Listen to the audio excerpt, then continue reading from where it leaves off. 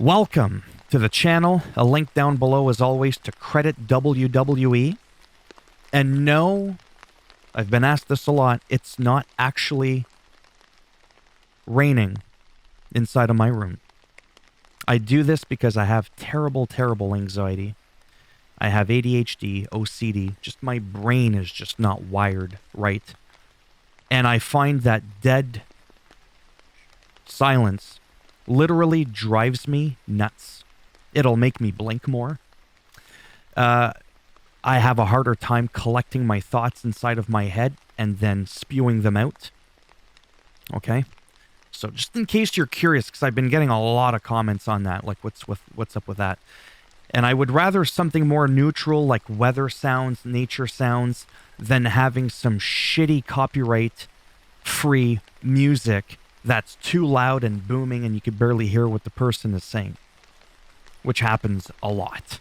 Anyhow, just going to recap what I think is interesting. I could potentially skip over some matches or segments completely. It doesn't mean that I hate them and I don't care about them. I may just not have anything to say about it. I just want to stick to recapping my highlights of what happened last week.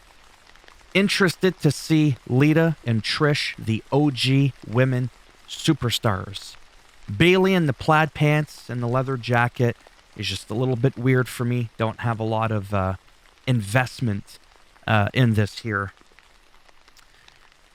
Becky Lynch defeats Io Sky. Seth freaking Rollins defeated Mustafa Ali. He's overly positive. Then Seth, this is a wicked screenshot actually, stomped the positivity right into his noggin. I think a part of the ring is embedded right on his forehead. It's a quick match, but it was a good match. Mustafa really sold that stomp. This I didn't like at all.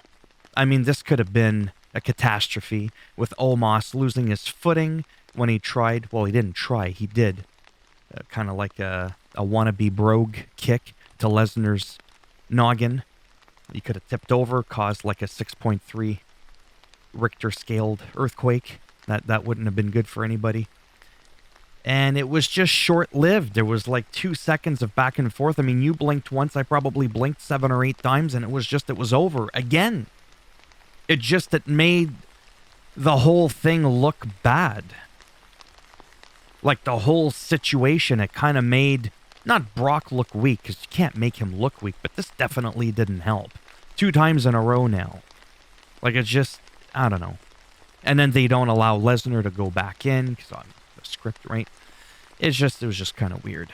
This was cool because I really like watching Ricochet and Montez and Otis. Like there's some of my favorite, and Chad Gable too. Like just the whole thing was pretty cool. I don't have a lot of emotional investment to the Viking Raiders, with all due respect. Otis is probably like my favorite in the ring along with Montez. It's just, this guy is deceptively agile and fast.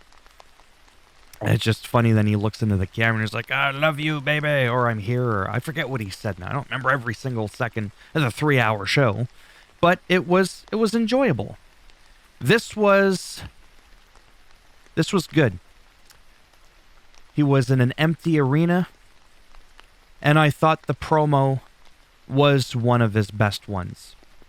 I think, like me, the silence, well, even though I don't like silence, I'm just saying for him, I don't know, it made it come across as more powerful, more believable.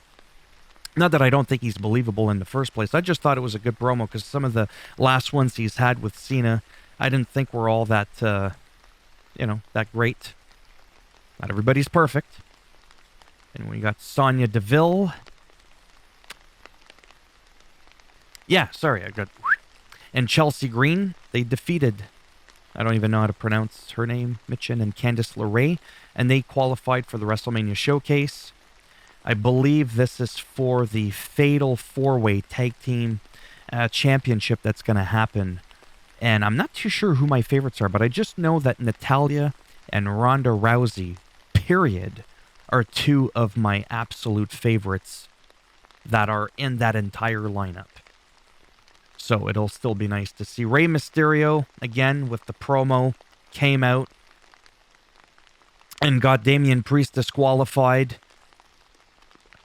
I mean, we can sit there and go, oh my God, what a cringy gimmick, and he's this, he's that, he needs to hit the gym, and we could just keep going on and on about it. But I sometimes feel like people forget just how difficult it is in front of a live audience, knowing that millions of people, is it millions? Of people are watching around the world, listening to you cut, promos, even if he's rambling on a little bit about the same stuff. And not really tripping over his words like I do. That is a skill. That is a skill. His in-ring work is definitely not sloppy. I mean, it's not Shawn Michaels, Seth Rollins, Finn Balor caliber. But I really think, like I've said before, this guy is flourishing. And I am excited, because I say that a lot. It's a good thing to be excited. I'm excited to see him grow as a superstar. And I'm finally happy, I'll use a different word, happy, exhilarated to see Ray versus Dom, just to see how that whole thing's going to play out. This I did not like. The match I liked, this has happened a couple of times now to Dolph. This is something I said a couple of weeks ago, might have been last week, or a couple of weeks ago, because I don't think he was on SmackDown. Makes him look weak. It was like borderline squash match, and I'm like, this is a former heavyweight champion, Intercontinental champion. He had one of the best performances I've ever seen at Survivor Series. I don't remember what year it was, and I said this again before, if it was 2016 or something like that. He was just on fire. And he was good here. Performs at a top level. This guy's a veteran now. But I feel like they made him look weak and overput Gunther. Like his title reign alone puts him over. He's believable. So I didn't enjoy how it ended. Well, not so much how it ended, how quickly it ended.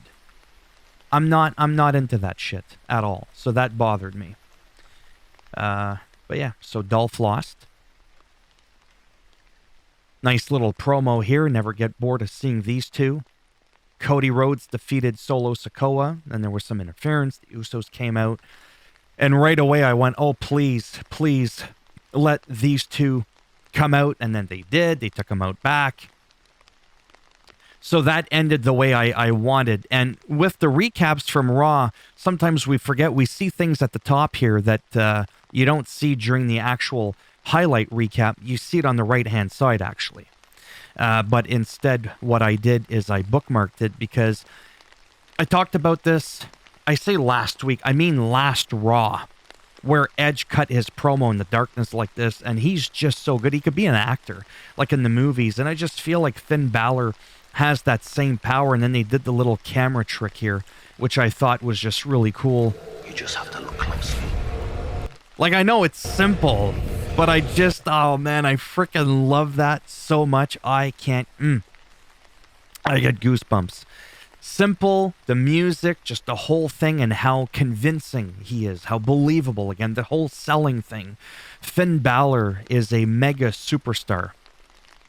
Really, really is. And it's sad because ever since his injury a couple of years back, he was the first Universal Champion back with the red belt there. Ever since he recovered, was it from a fully torn rotator cuff? I can't remember the exact injury there, but it's just never been the same. Oh, and at Mania, he is going to be Demon Finn Balor. I mean, he has not been around in so long, Demon Finn Balor, that he's not even in 2K23. I really hope they release him at some point because that gimmick I never get bored of. I think he does a beautiful job. A little bit of a different entrance, how he moves around, the whole thing. Just really, really wicked stuff. I mean, what else can I say? I really hope I don't get a copyright strike looking at you, 2K or NWWE. Now, for some of you younger folks, not that age really has anything to do with it, but potentially as things get older, like, I mean, I saw this live, Goodfellas, with Joe Pesci, and I love this movie. Sorry, it's funny. You're a funny guy. What do you mean? You mean the way I talk? What? That's Joe Pesci, you know, from Home Alone. Because a lot of people know Joe Pesci from Home Alone, one of the burglars, but not like a lot of the other iconic movies that he's been in. And the whole thing that they do with the road to WrestleMania, like they did with Seth Rollins being like the Joker character, and then Becky Lynch being Batman, you know, talking like this. I'm Batman. Get your ass back in that ring. That was cringy, but I actually do. Where's my mask?